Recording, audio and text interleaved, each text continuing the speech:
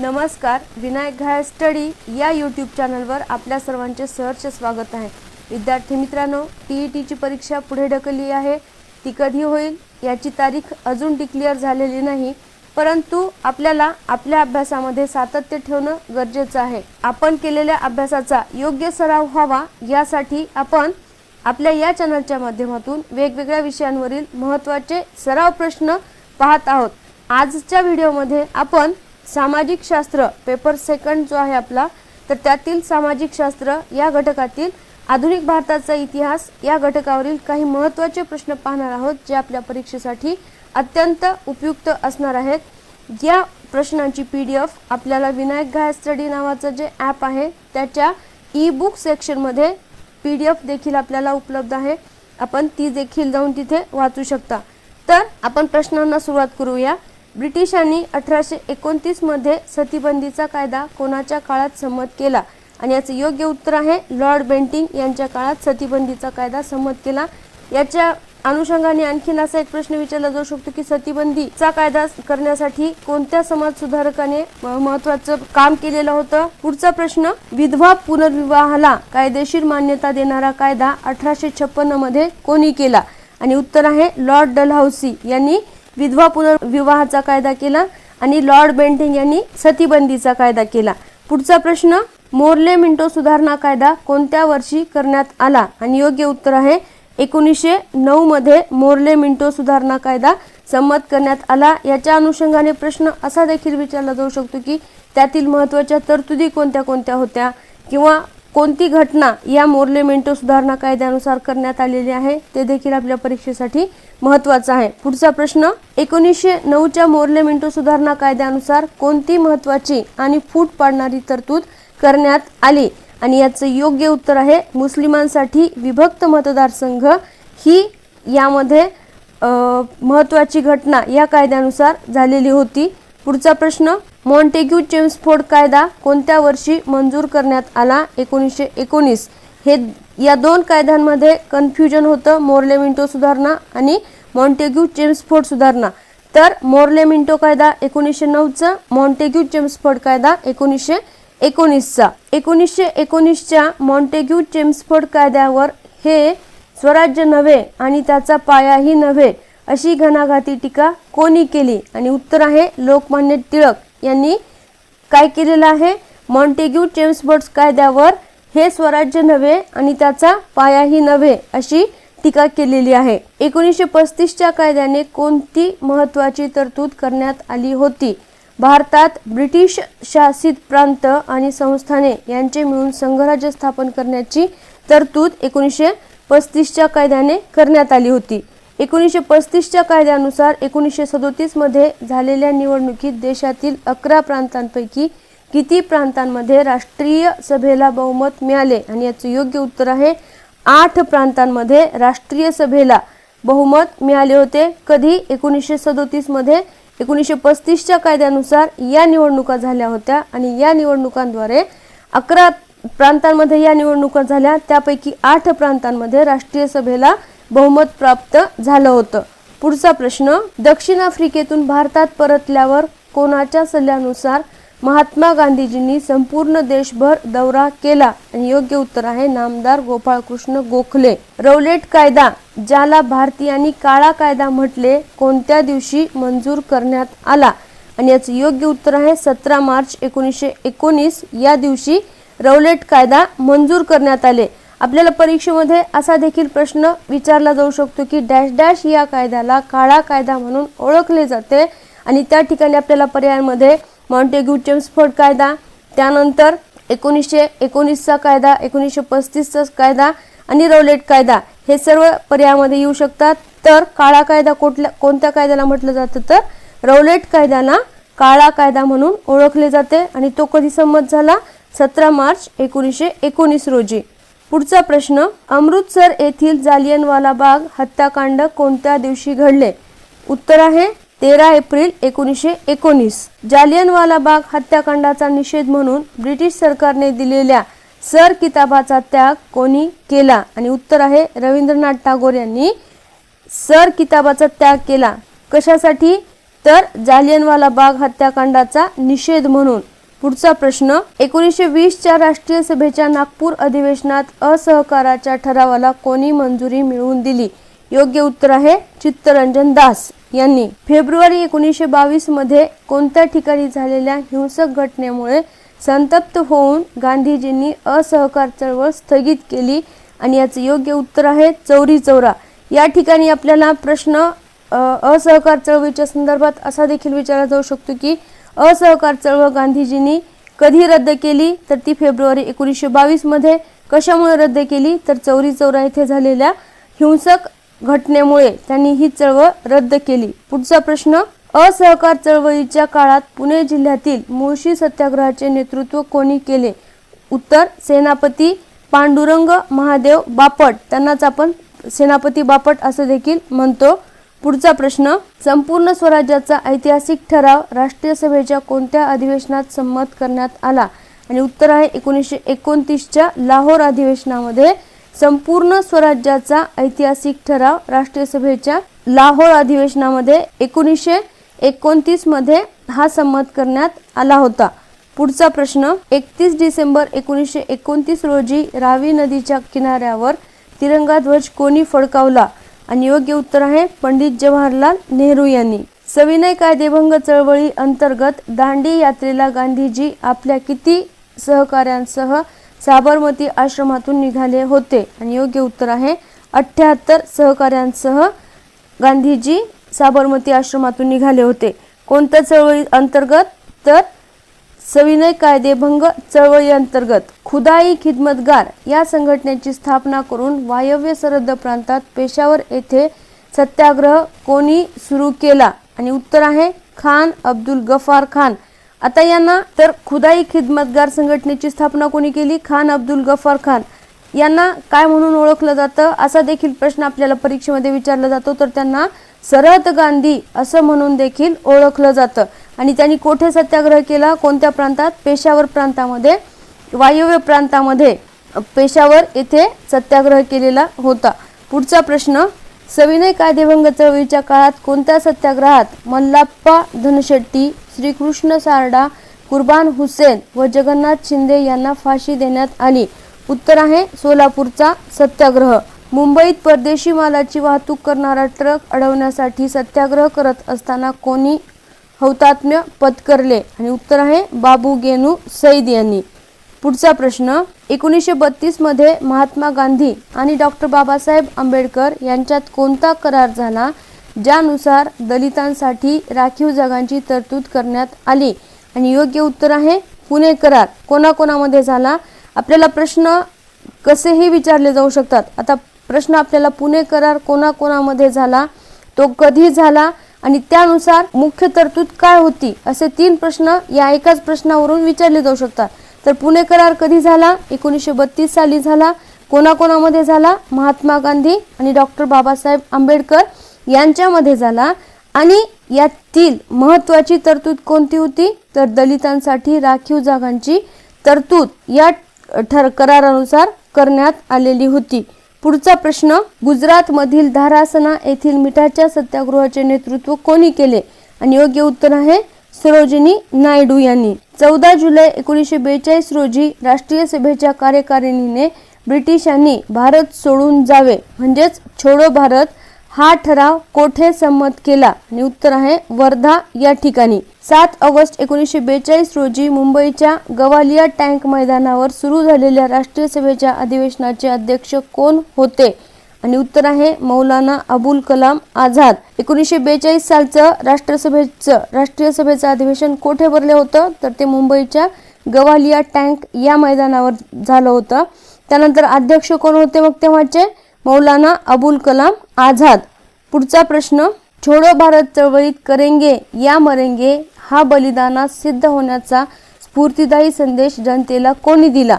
आणि योग्य उत्तर आहे महात्मा गांधी यांनी. छोडो भारत चळवळीत नंदुरबार येथे कोणत्या शाळकरी विद्यार्थ्याने पोलिसांच्या गोळीबारात हौतात्म्य पत्करले? आणि उत्तर आहे शिरीष कुमार. भूमिगत चळवळीच्या काळात मुंबईला आझाद रेडिओ हे गुप्त प्रक्षेपण केंद्र कोणी सुरू केले?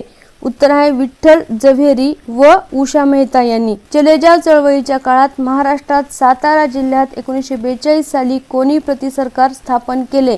आणि योग्य उत्तर आहे क्रांतिसिंह नाना पाटील यांनी. कधी प्रतिसरकार स्थापन केले? तर 1942 ची जी चले जाव चळवळ होती तर त्या काळात प्रतिसरकारची स्थापना केली कोणी? क्रांतिसिंह नाना पाटील यांनी. कोठे केली? महाराष्ट्रातील सातारा या जिल्ह्यामध्ये. पुढचा प्रश्न, प्रतिसरकारच्या काळात कर गोळा करणे, कायदा व सुव्यवस्था टिकवणे यासाठी कोणती सेना स्थापन करण्यात आली होती? तुफान सेना. जी.डी. उर्फ बाबू लाड यांच्या नेतृत्वाखाली ही सेना कार्य करत होती. पुढचा प्रश्न, डॉक्टर बाबासाहेब आंबेडकर यांनी मूकनायक हे पाक्षिक कोणत्या महिन्यात व वर्षी सुरू केले? आणि योग्य उत्तर आहे जानेवारी महिन्यात 1920 साली. आता आपल्याला मूकनायक यावर कोणते कोणते प्रश्न विचारले जाऊ शकतात? तर मूकनायक हे पहिला प्रश्न काय आहे? तर ते पाक्षिक आहे. पाक्षिक म्हणजे दर 15 दिवसांनी प्रकाशित होणारं ते पाक्षिक असतं. तर मूकनायक हे पाक्षिक आहे. त्यानंतर ते कोणी सुरू केले? डॉक्टर बाबासाहेब आंबेडकर यांनी सुरू केले. कधी सुरू केले? जानेवारी 1920 मध्ये सुरू केले. पुढचा प्रश्न, प्रभाकर या साप्ताहिकातून शतपत्रे लिहून विविध सामाजिक व सांस्कृतिक विषयांवर भाष्य कोणी केले? आणि योग्य उत्तर आहे गोपाळ हरी देशमुख. आणि त्यांचं टोपण नाव आहे लोकहितवादी. परीक्षेमध्ये प्रश्न असा देखील विचारला जाऊ शकतो, डॅश डॅश यांना लोकहितवादी म्हणून ओळखले जाते. तर त्यांचं मग नाव काय आहे? गोपाळ हरी देशमुख यांना लोकहितवादी म्हणून ओळखले जाते. त्यांनी शतपत्रे कोणत्या साप्ताहिकात लिहिली? तर प्रभाकर या साप्ताहिकामध्ये त्यांनी शतपत्रे लिहिली आहेत. पुढचा प्रश्न, इसवी सन 1453 मध्ये ऑटोमन तुर्कांनी कोणते महत्त्वाचे शहर जिंकून घेतले ज्यामुळे युरोपियन देशांना भारताकडे येणाऱ्या नव्या जलमार्गाचा शोध घेणे भाग पडले? आणि त्याचं उत्तर आहे कॉन्स्टँटिनोपल. इस्तंबूल या ठिकाणी हे शहर आहे. पुढचा प्रश्न, इसवी सन 1450च्या सुमारास जर्मनीच्या कोणत्या व्यक्तीने छपाई यंत्राचा शोध लावला? उत्तर आहे जोहान्स गुटेनबर्ग. पुढचा प्रश्न, 18व्या शतकात भारतातील व्यापारी मक्तेदारी मिळविण्यासाठी कर्नाटक युद्धे कोणामध्ये झाली? आणि योग्य उत्तर आहे इंग्रज आणि फ्रेंच यांच्यामध्ये कर्नाटक युद्धे झाली. ती कधी झाली? 18व्या शतकामध्ये. आणि कशासाठी झाली?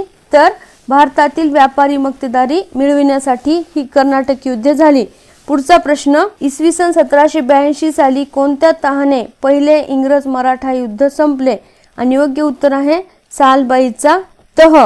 इसवी सन 1798 मध्ये कोणत्या गव्हर्नर जनरलने भारतावर वर्चस्व प्रस्थापित करण्यासाठी तैनाती फौजेचा अवलंब केला? आणि योग्य उत्तर आहे लॉर्ड वेलस्ली यांनी तैनाती फौजेचा अवलंब केला. कशासाठी केला? तर भारतावर वर्चस्व प्रस्थापित करण्यासाठी यांनी तैनाती फौजेचा अवलंब केला. कधी? इसवी सन 1798 मध्ये लॉर्ड वेलस्ली यांनी. तैनाती फौज म्हटले की लॉर्ड वेलस्ली हे नाव लक्षात ठेवायचं. यावर आधारित एक तरी प्रश्न परीक्षेमध्ये येतोच. पुढचा प्रश्न, ब्रिटिशांनी पदच्युत केल्यानंतर साताऱ्याचे छत्रपती प्रतापसिंह यांचा 1847 मध्ये कोणत्या ठिकाणी मृत्यू झाला? आणि उत्तर आहे काशी या ठिकाणी. छत्रपती प्रतापसिंह यांनी 1827 साली राजनीतीविषयक कोणता ग्रंथ लिहून छापला? आणि योग्य उत्तर आहे सभानीती. ईस्ट इंडिया कंपनीच्या भारतातील कारभारावर नियंत्रण ठेवण्यासाठी 1784 मध्ये संसदेने कोणता कायदा मंजूर करून एक नियामक मंडळ स्थापन केले? आणि योग्य उत्तर आहे पिटचा भारत विषयक कायदा. इसवी सन 1784 साली कोलकाता येथे एशियाटिक सोसायटी ऑफ बंगाल या संस्थेची स्थापना कोणी केली? आणि योग्य उत्तर आहे विल्यम जोन्स यांनी. परीक्षेमध्ये प्रश्न असा देखील विचारला जाऊ शकतो की एशियाटिक सोसायटी ऑफ बेंगॉल ची स्थापना कोठे झाली? तर योग्य उत्तर आहे कोलकाता येथे. कोणी केली? विल्यम जोन्स यांनी. कधी झाली? तर 1784 साली एशियाटिक सोसायटी ऑफ बेंगॉलची स्थापना झाली. पुढचा प्रश्न, इसवी सन 1817 मध्ये ओडिशात इंग्रजांविरुद्ध झालेल्या पाईकांच्या उठावाचे नेतृत्व कोणी केले? बक्षी जगनबंधू विद्याधर यांनी ओडिशामध्ये इंग्रजांविरुद्ध जो पाईकांचा उठाव झाला होता तर त्या उठावाचे नेतृत्व केले. कधी? 1817 मध्ये. पुढचा प्रश्न, 1857 साली खानदेशातील भिल्लांच्या उठावाचे नेतृत्व कोणी केले? आणि योग्य उत्तर आहे कजार सिंग यांनी केले. 1848 साली मुंबई येथे परमहंस सभेची स्थापना कोणी केली? आणि योग्य उत्तर आहे दादोबा पांडुरंग तरखडकर यांनी मुंबई येथे 1848 साली कशाची स्थापना केली? तर परमहंस सभेची स्थापना केली. कुठे? मुंबई येथे. पुढचा प्रश्न, स्वामी दयानंद सरस्वती यांनी वेदांवर भाष्य करणारा कोणता ग्रंथ लिहिला? आणि योग्य उत्तर आहे सत्यार्थ प्रकाश. हा ग्रंथ कोणी लिहिला? स्वामी दयानंद सरस्वती यांनी. कशावर लिहिला? तर वेदांवर भाष्य करणारा हा ग्रंथ आहे. पुढचा प्रश्न, दलितांच्या उन्नतीसाठी 1906 मध्ये डिप्रेस्ड क्लासेस मिशनची स्थापना कोणी केली? महर्षी विठ्ठल रामजी शिंदे यांनी 1906 मध्ये डिप्रेस्ड क्लासेस मिशनची स्थापना केली. कशासाठी? तर दलितांच्या उन्नतीसाठी ही डिप्रेस्ड क्लासेस मिशनची स्थापना केलेली आहे. पुढचा प्रश्न, खालीलपैकी कोणते पुस्तक महात्मा ज्योतिराव फुले यांनी लिहिले नाही? आणि उत्तर आहे स्त्री पुरुष तुलना. दिव्यांग मुली व स्त्रियांच्या पालनपोषणाची जबाबदारी स्वीकारण्यासाठी शारदा सदन संस्थेची स्थापना कोणी केली? शारदा सदन. पंडिता रमाबाई यांनी शारदा सदनची स्थापना केली. कशासाठी? दिव्यांग मुली व स्त्रियांच्या पालनपोषणाची जबाबदारी स्वीकारण्यासाठी. पुढचा प्रश्न, मोहम्मदन अँग्लो ओरिएंटल कॉलेजची स्थापना कोणी केली? ज्याचे पुढे अलीगढ मुस्लिम विद्यापीठात रूपांतर झाले. आणि याचे योग्य उत्तर आहे सर सय्यद अहमद खान. 28 डिसेंबर 1885 रोजी मुंबईत भरलेल्या भारतीय राष्ट्रीय सभेच्या पहिल्या अधिवेशनाचे अध्यक्ष कोण होते? आणि योग्य उत्तर आहे व्योमेशचंद्र बॅनर्जी. या ठिकाणी आता आणखीन काय काय प्रश्न तयार होऊ शकतात? तर भारतीय राष्ट्रीय काँग्रेसचे म्हणजेच राष्ट्रसभेचे पहिले अधिवेशन कोठे भरले? तर ते मुंबई येथे भरले. कधी भरले? 28 डिसेंबर 1885 रोजी भरले. आणि त्याचे पहिले अध्यक्ष कोण होते? तर ते होते व्योमेशचंद्र बॅनर्जी. पुढचा प्रश्न, 1906च्या राष्ट्रीय सभेच्या अधिवेशनात व्यासपीठावरून स्वराज्य या शब्दाचा सर्वप्रथम उच्चार कोणी केला? तर उत्तर आहे दादाभाई नौरोजी यांनी. वंगभंग चळवळीच्या काळात बंगाल प्रांतात जहाल मतवादी विचारांचे मुखपत्र म्हणून कोणते वृत्तपत्र काम करत होते? आणि योग्य उत्तर आहे अमृत बझार पत्रिका. पुढचा प्रश्न, लंडन येथे उच्च शिक्षण घेणाऱ्या भारतीय तरुणांना शिष्यवृत्त्या देण्यासाठी इंडिया हाऊसची स्थापना कोणी केली? आणि योग्य उत्तर आहे पंडित श्यामजी कृष्ण वर्मा यांनी कशाची स्थापना केली? इंडिया हाऊसची स्थापना केली. ती कोठे केली? तर ती लंडन येथे केली. आणि त्याचा उद्देश काय होता? तर उच्च शिक्षण घेणाऱ्या भारतीय तरुणांना शिष्यवृत्त्या देण्यासाठी या इंडिया हाऊसची स्थापना पंडित श्यामजी कृष्ण वर्मा यांनी केली. पुढचा प्रश्न, अमेरिका व कॅनडा येथील भारतीयांनी कोणती क्रांतिकारी संघटना स्थापन केली होती जिचे नेतृत्व लाला हरदयाळ व डॉक्टर खानखोजे यांनी केले? आणि योग्य उत्तर आहे गदर संघटन. 9 ऑगस्ट 1925 रोजी क्रांतिकारकांनी रेल्वेतून नेला जाणारा सरकारी खजिना उत्तर प्रदेशात लुटला. या घटनेला काय म्हणतात? आणि उत्तर आहे काकोरी कट. तो कधी झाला होता? मग 9 ऑगस्ट 1925. नेमकं काकोरी कट काय होता? तर क्रांतिकारकांनी रेल्वेतून नेला जाणारा सरकारी खजिना उत्तर प्रदेशात लुटला. आणि यालाच काय म्हटलं जातं? मग काकोरी कट असे म्हटले जाते. पुढचा प्रश्न, 1928 साली दिल्लीतील फिरोजशाह कोटला मैदानावर हिंदुस्तान सोशलिस्ट रिपब्लिकन असोसिएशन ची स्थापना कोणी केली? आणि उत्तर आहे चंद्रशेखर आझाद, भगतसिंग, राजगुरू आणि सुखदेव या सर्वांनी मिळून 1928 साली फिरोजशाह कोटला मैदानावर हिंदुस्तान सोशलिस्ट रिपब्लिकन असोसिएशनची स्थापना केली. पुढचा प्रश्न, क्रांतिकारी चळवळीत बंगालमधील कोणत्या 2 शाळकरी मुलींनी जिल्हा न्यायाधीशाला ठार केले? उत्तर आहे शांती घोष आणि सुनीती चौधरी. नीळ उत्पादक शेतकऱ्यांची हलाखीची स्थिती नील दर्पण या नाटकातून संपूर्ण समाजाच्या नजरेस कोणी आणली? योग्य उत्तर आहे दीनबंधू मित्र यांनी नील दर्पण हे नाटक लिहिलेलं आहे. आणि या नाटकाच्या माध्यमातून नीळ उत्पादक शेतकऱ्यांची हलाखीची स्थिती समाजाच्या नजरेस आणून देण्याचं काम दीनबंधू मित्र यांनी केलेलं आहे. पुढचा प्रश्न, भारतातील कामगार संघटनेची सुरुवात मानली जाणारी बॉम्बे मिल हँड्स असोसिएशन ही संघटना 1890 मध्ये कोणी स्थापन केली? आणि उत्तर आहे नारायण मेहताजी गोखले. 1890 मध्ये कोणती संघटना स्थापन केली? Bombay mill hands association. यालाच म्हणजेच बॉम्बे मिल हँड असोसिएशनला भारतातील कामगार संघटनेची सुरुवात असे म्हटले जाते. पुढचा प्रश्न, 1920 साली स्थापन झालेल्या all India trade union Congress म्हणजेच आयटक च्या पहिल्या अधिवेशनाचे अध्यक्ष कोण होते? लाला लजपत राय. पुढचा प्रश्न, शिका, संघटित व्हा आणि संघर्ष करा हा स्फूर्तिदायक संदेश देणारी बहिष्कृत हितकारिणी सभा डॉक्टर बाबासाहेब आंबेडकरांनी कधी स्थापन केली? आणि उत्तर आहे जुलै 1924 मध्ये. पुढचा प्रश्न, मुरळी जोगतिनींच्या प्रश्नांना वाचा फोडण्यासाठी 1 जुलै 1908 रोजी सोमवंशीय मित्र हे मासिक कोणी सुरू केले? आणि उत्तर आहे शिवराम जानबा कांबळे यांनी. कोणते मासिक सुरू केले? तर सोमवंशीय मित्र. कधी? 1 जुलै 1908 रोजी. आणि कशासाठी? मुरळी त्यानंतर जोगतिनींच्या प्रश्नांना वाचा फोडण्यासाठी हे मासिक त्यांनी सुरू केले. पुढचा प्रश्न, मार्च 1886 मध्ये MD पदवी घेणाऱ्या भारतातील पहिल्या महिला डॉक्टर कोण होत्या? आणि योग्य उत्तर आहे आनंदीबाई जोशी. या भारतातील पहिल्या महिला डॉक्टर होत्या. पुढचा प्रश्न, द्विराष्ट्र सिद्धांत मांडून पाकिस्तान या स्वतंत्र मुस्लिम राष्ट्राची सर्वप्रथम आग्रही मागणी कोणी केली? आणि योग्य उत्तर आहे बॅरिस्टर मोहम्मद अली जिना यांनी पाकिस्तान या स्वतंत्र मुस्लिम राष्ट्राची सर्वप्रथम मागणी केलेली आहे आणि त्यासाठी त्यांनी द्विराष्ट्र सिद्धांत मांडलेला आहे. पुढचा प्रश्न, मार्च 1946 मध्ये पॅथिक लॉरेन्स, स्टॅफर्ड क्रिप्स आणि A.V. अलेक्झांडर या मंत्र्यांनी भारताच्या संदर्भात जी योजना मांडली तिला काय म्हणतात? मग उत्तर आहे त्रिमंत्री योजना. त्यालाच कॅबिनेट मिशन असं देखील म्हटलं जातं. कॅबिनेट मिशन मध्ये कोण कोण होते? तर पॅथिक लॉरेन्स, स्टॅफर्ड क्रिप्स आणि A.V. अलेक्झांडर.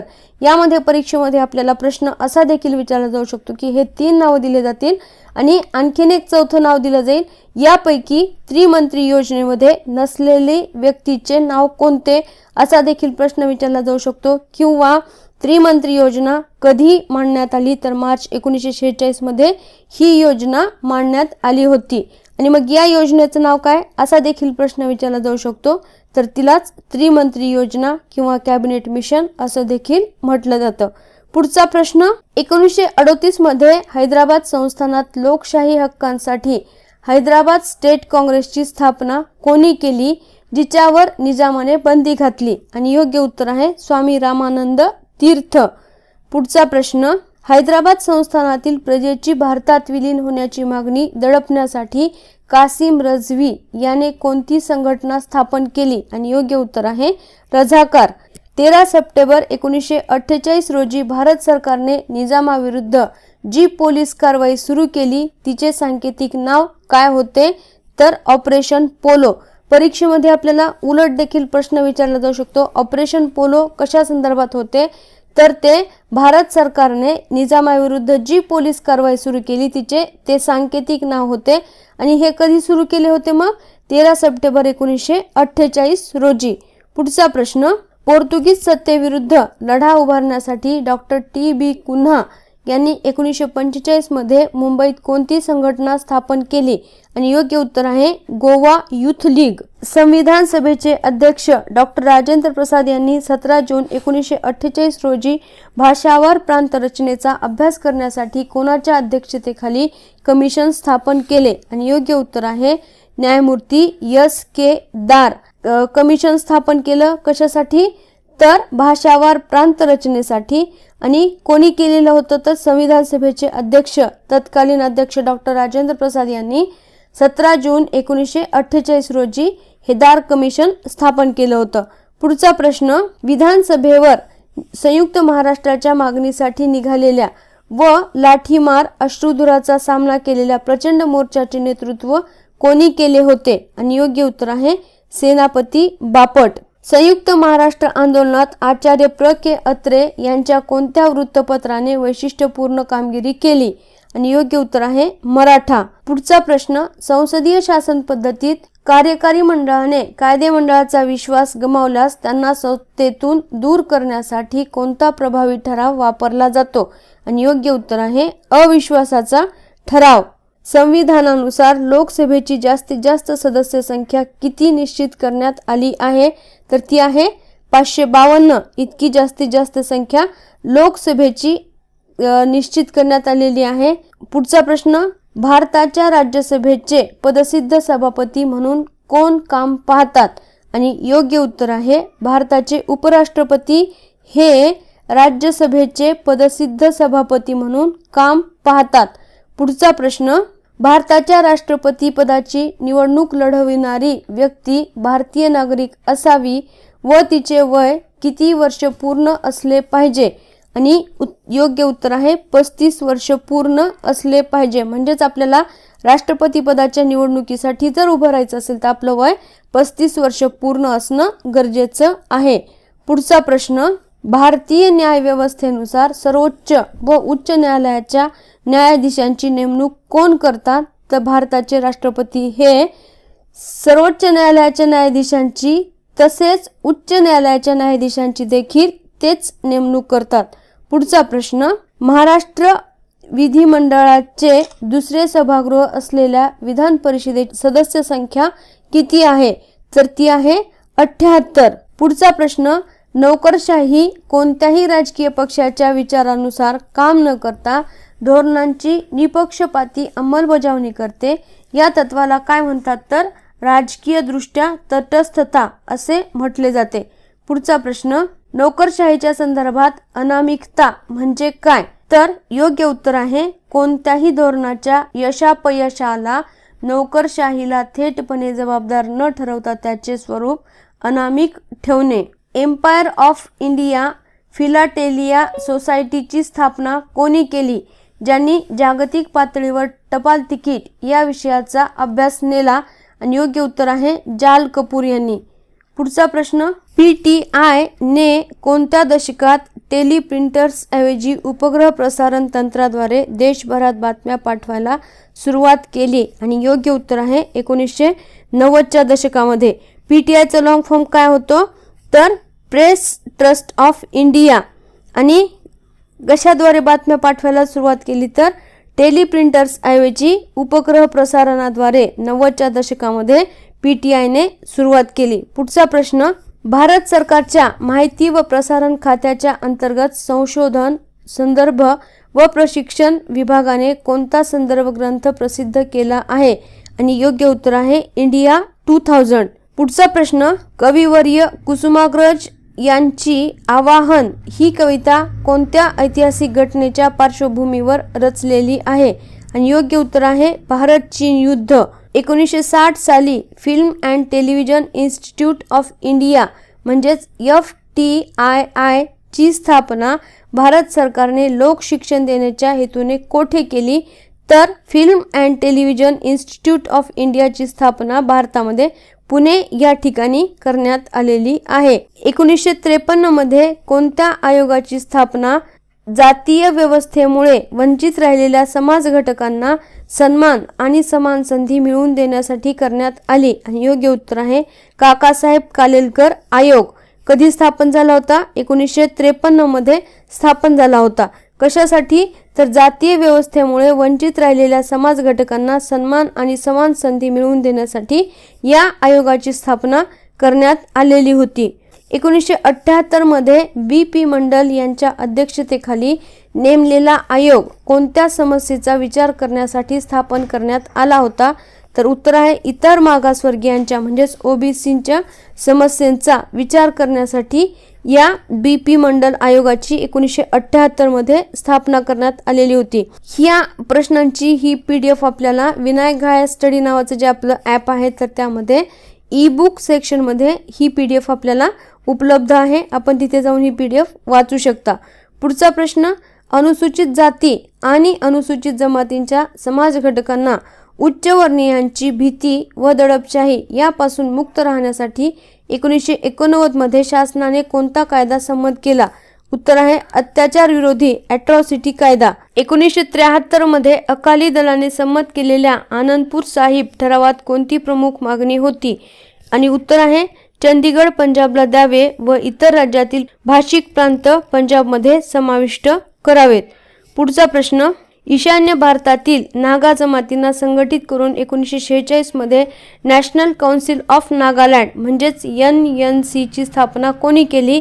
आणि उत्तर आहे अंगामी झापू फिजो. 1959 मध्ये मिझोराम भागात पडलेल्या तीव्र दुष्काळात मिझो नॅशनल फॅमिन फ्रंट स्थापन करून कोणी सामान्य जनतेसाठी कार्य केले? आणि उत्तर आहे लाल डेंगा यांनी. पुढचा प्रश्न, 1967 मध्ये पश्चिम बंगालमधील कोणत्या जिल्ह्यातून नक्षलवादी चळवळीला सुरुवात झाली? योग्य उत्तर आहे दार्जिलिंग. सशस्त्र संघर्ष करून लोकशाही व्यवस्था अमान्य करणारी पीपल्स लिबरेशन गुरिला आर्मी म्हणजेच PLGA ही संघटना कोणत्या चळवळीशी संबंधित आहे? आणि योग्य उत्तर आहे नक्षलवादी चळवळ. मुंबईत पहिली कापड गिरणी कोणी आणि कधी सुरू केली? आणि योग्य उत्तर आहे कावसजीत दावर यांनी 1854 मध्ये मुंबई येथे पहिली कापड गिरणी सुरू केली. कधी? तर 1854 मध्ये. पुढचा प्रश्न, गिरणी कामगारांना आठवड्यातून रविवारी सुट्टी मिळावी हा निर्णय 1 जानेवारी 1882 पासून कोणाच्या प्रयत्नांमुळे लागू झाला? आणि उत्तर आहे नारायण मेघाजी लोखंडे यांच्या प्रयत्नांमुळे रविवारची सुट्टी 1 जानेवारी 1882 पासून लागू करण्यात आलेली आहे. पुढचा प्रश्न, 1981 च्या दिवाळीत मुंबईतील गिरणी कामगारांना किती टक्के बोनसची अपेक्षा होती ज्यामुळे असंतोष निर्माण झाला? आणि योग्य उत्तर आहे 20%. 18 जानेवारी 1982 रोजी मुंबईतील 2.5 लाख गिरणी कामगार कोणाच्या नेतृत्वाखाली संपावर गेले? उत्तर आहे दत्ता सामंत यांच्या नेतृत्वाखाली 18 जानेवारी 1982 रोजी मुंबईतील 2.5 लाख गिरणी कामगार संपावर गेले होते. पुढचा प्रश्न, शेअर बाजारावर नियंत्रण आणण्यासाठी 1988 मध्ये कोणत्या संस्थेची स्थापना करण्यात आली? आणि योग्य उत्तर आहे सेबी. पुढचा प्रश्न, south Asian preferential trade agreement म्हणजेच साप्टा हा करार भारताने कोणत्या जागतिक संस्थेच्या धर्तीवर केला? आणि योग्य उत्तर आहे जागतिक व्यापार संघटना म्हणजेच WTO म्हणजेच वर्ल्ड ट्रेड ऑर्गनायझेशनच्या धर्तीवर south Asia preferential trade agreement म्हणजे साप्टा करार करण्यात आलेला होता. पुढचा प्रश्न, प्राथमिक शिक्षणाचा प्रसार व शैक्षणिक दर्जामध्ये सुधारणा करण्यासाठी केंद्र सरकारने 1988 मध्ये कोणती योजना सुरू केली? आणि योग्य उत्तर आहे खडूफळा योजना म्हणजेच ऑपरेशन ब्लॅकबोर्ड. आपल्याला परीक्षेमध्ये यावर प्रश्न बालमानसशास्त्रामध्ये किंवा सामाजिक शास्त्र या दोन्ही घटकांपैकी एका घटकावर विचारला जाऊ शकतो. तर खडूफळा मोहीम कधी सुरू केली होती? तर 1988 मध्ये. कशासाठी? तर प्राथमिक शिक्षणाचा प्रसार व शैक्षणिक दर्जामध्ये सुधारणा करण्यासाठी केंद्र सरकारने ही योजना सुरू केली होती. अशा प्रकारे आपण आज इतिहास म्हणजेच सामाजिक शास्त्रातील इतिहास जो घटक आहे यावर महत्त्वाचे प्रश्न पाहिले. यामध्ये आधुनिक भारताचा इतिहास त्याचबरोबर स्वातंत्र्योत्तर भारताचा इतिहास जो की आपल्याला 9वीच्या वर्गासाठी अभ्यासाला आहे. तर त्यातील महत्त्वाचे प्रश्न जे आपल्याला मागच्या वर्षी देखील यातील बरेच प्रश्न परीक्षेला आलेले होते त्या अनुषंगानेच आपण हे प्रश्न काढलेले आहेत. या प्रश्नांची PDF आपल्याला विनायक घाय स्टडी नावाचं जे आपलं ॲप आहे त्यावर उपलब्ध आहे, ती आपण पाहू शकता. जर आपल्याला हा व्हिडिओ आवडला तर लाईक करा, शेअर करा, चॅनलला सबस्क्राईब केलं असेल तर सबस्क्राईब करा. आणि जर आपल्या काही सूचना असतील आपल्या TETच्या परीक्षेच्या संदर्भातील किंवा इतर स्पर्धा परीक्षांसंदर्भातील तर त्या आम्हाला कमेंट बॉक्समध्ये नक्की कळवा. धन्यवाद.